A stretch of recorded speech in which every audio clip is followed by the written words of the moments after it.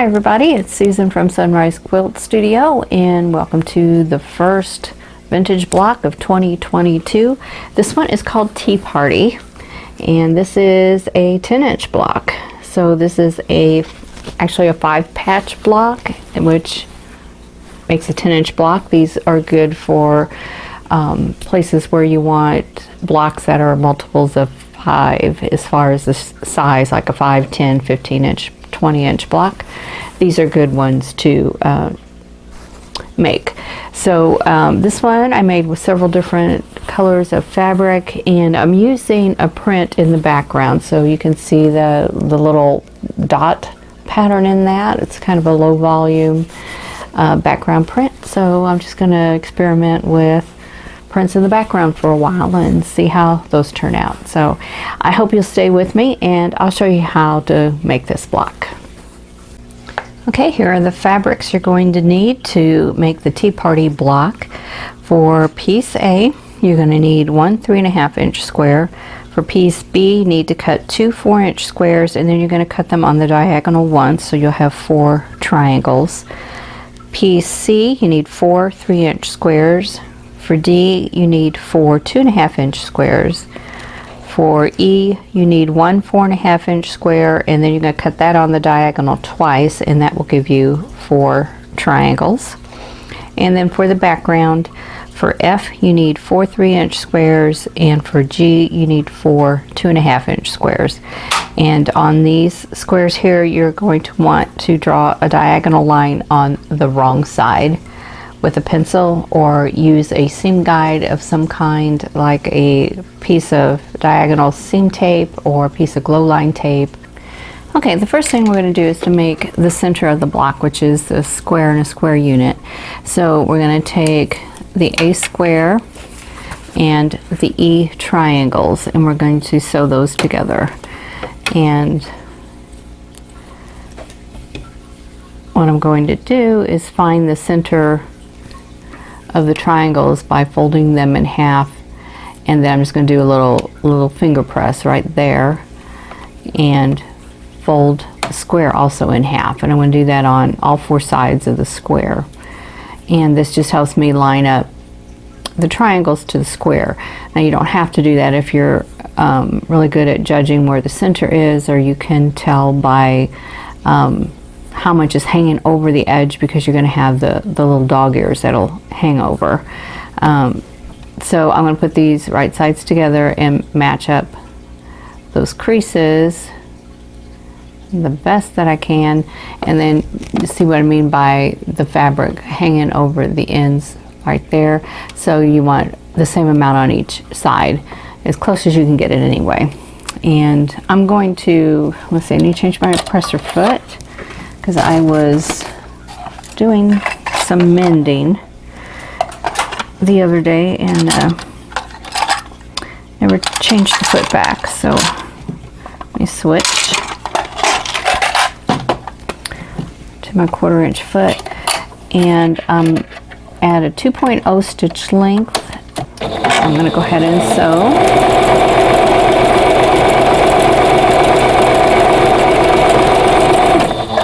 And I'm using a 50 weight thread, and this is So Fine by Superior. It's the same thing I use in my long arm when I'm doing heirloom quilting. Okay, so I'm going to fold this piece in half and find the center, and then line that up with the opposite side of the square. So I'm going to do opposites. So I'm going to do opposite sides, and then press, and then do the other 2 sides.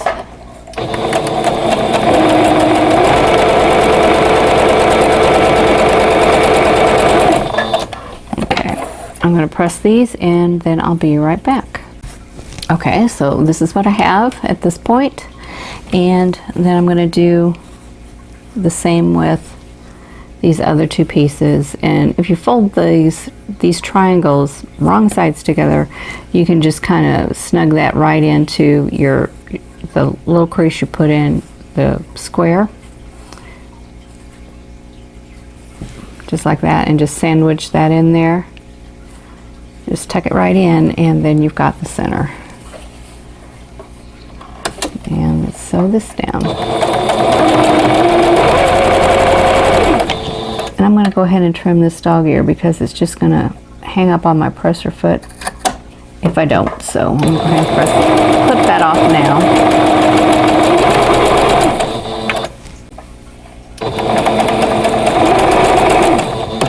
I'm going to go ahead and trim this.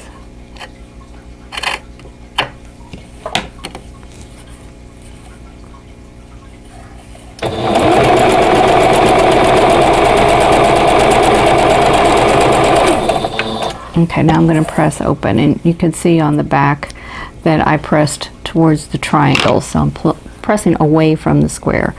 And I'm going to go ahead and cut off these two little dog ears because they're going to come off anyway. So I'm going to take those off and then press this open. Okay, so here is the square and a square unit. I'm going to trim off these remaining dog ears.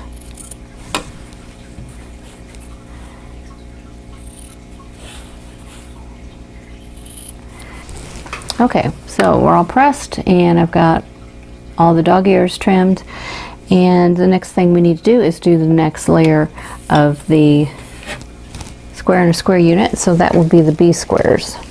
So I'm going to do the same thing with these triangles that I did with the E triangles, and I'm going to fold them in half, and I'll do the wrong sides together.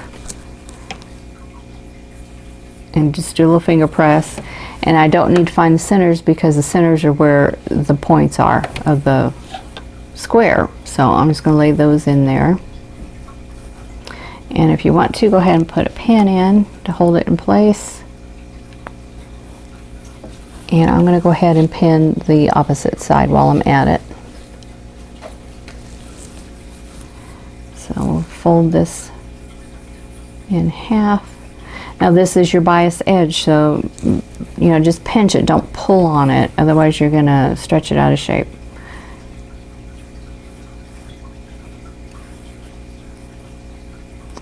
And get that in position and then pin it too, and I'm just pinning close to the center there. Okay, and we're going to go ahead and sew those two seams.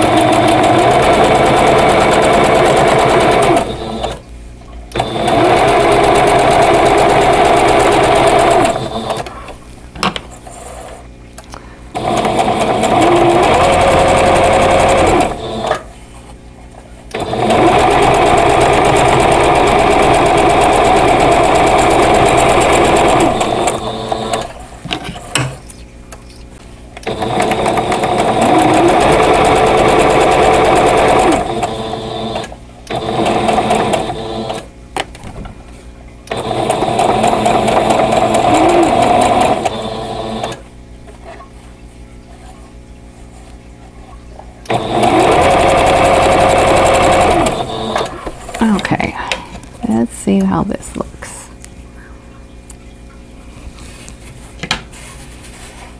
Okay, so I'm going to press and then we'll take a look at this section. Okay, there is the square and a square unit. So next thing we need to do is make half square triangles. Okay, so we're going to use the C and the F squares, and we're going to match them up. And you may notice I have some new tags. These are alpha biddies from Fat Quarter Shop. That was another Christmas present. So here is the C and the F squares, right sides together, and I'm going to sew a 1/4 inch away from both sides of the drawn line on the F squares. So what we're wanting is 8 half square triangles. So there's 4 sets of squares here.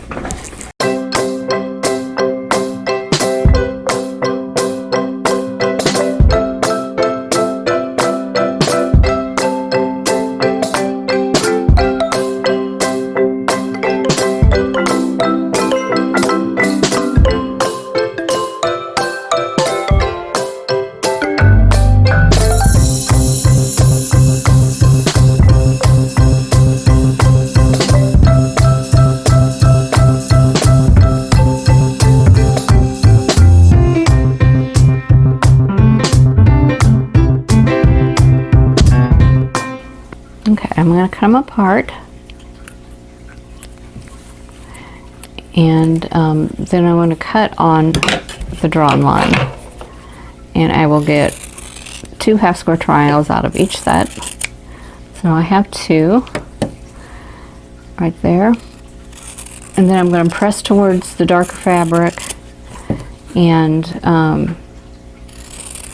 trim these down to 2.5 inches square.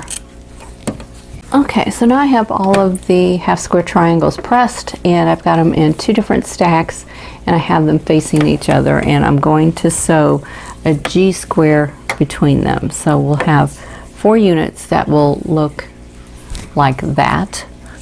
And I'm just going to start with one side. I'm going to chain piece them all and just start with one side and just sew all the way down.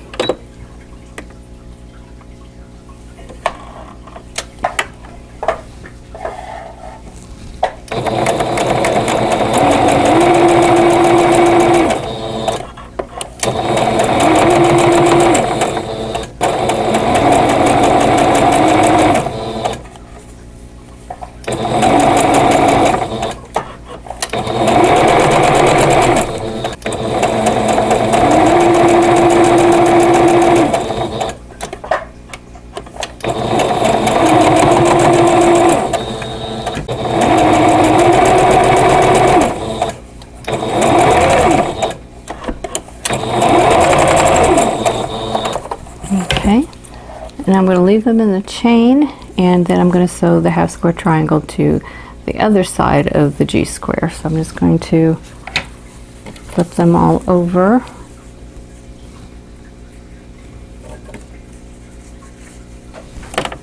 And make sure I get the orientation correct. So let me go this way.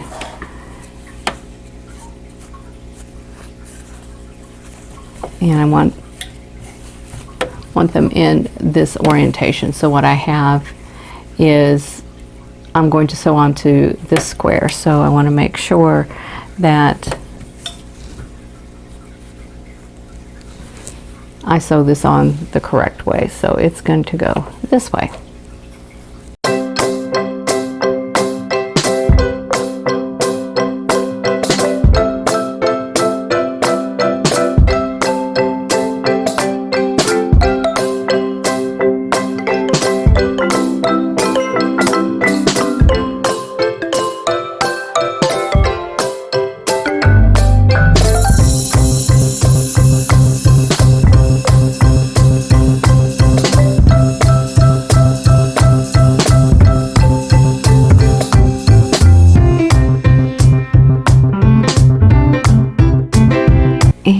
Come apart and press them open, and then we'll start laying out the block. Okay, so now it's time to lay out the pieces so that we can put this block together. So I'm going to start with these units here, and we're going to put them we're going to put them like this. There we go. So the main part of the color is going to face the center block, and let's get those in place, and then the D squares are going to go in the corners. So just like this. Okay, so here we go. So this is the block, and I'm just going to sew it in rows, so just like a 9 patch. So here's a row, here's a row, here's a row, and then I'll sew all the rows together. So let's go back to the sewing machine and complete this block.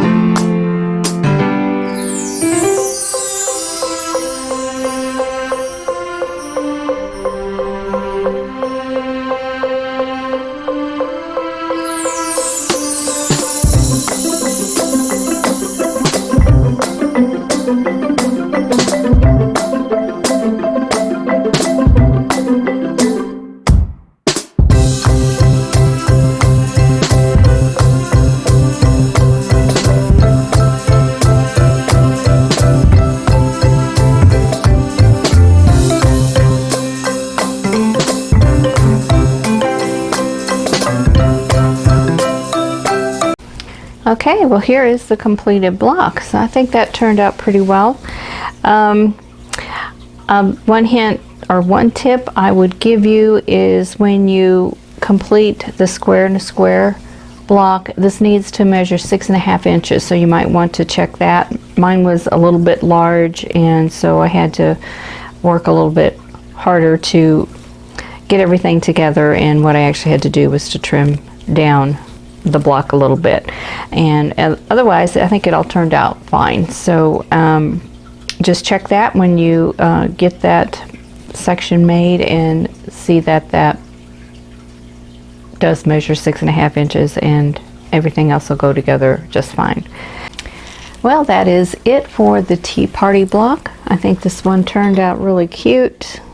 I like all the different patterns and the colors in there. I think it's cheerful and not too bright, and I'm looking forward to making some more blocks in this 10-inch size. I think this is a pretty good size. So if you enjoyed this video, please click that like button. Don't forget to subscribe if you haven't already, and click that notification bell so you'll be notified when the next video comes up.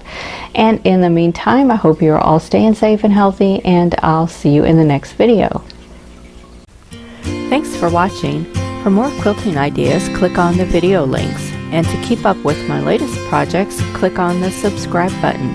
I hope to see you again soon.